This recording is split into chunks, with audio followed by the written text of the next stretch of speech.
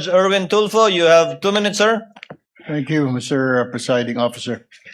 Sa ating pong testigo, kahapon po nabanggit ho ninyo na meron na po kayong persons of interest na umunay kinausap na po ng VP Vice President Sara Duterte para patayin umano ang Pangulo, First Lady at former Speaker of the House. Ang tanong ko po, paano pala ho ninyo ito natalisod o natunto ng impormasyong ito? Gayong sa kanya pong press con, wala naman pong siyang sinabi kung sino mga taong ito. Sinabi niya lang na may kinausap na ho siya. How did you find out?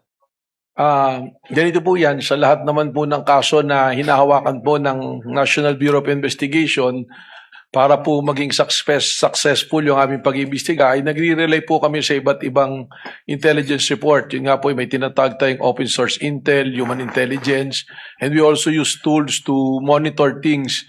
At nag-trim down po tayo niyan, tinitingnan po natin hanggang dumating tayo dun sa punto na mayroon pong resolusyon yung ating pong kasong tinitingnan. With regards to po sa persons of interest, yung prosesong din yan po ang atin pong sinundan. Okay.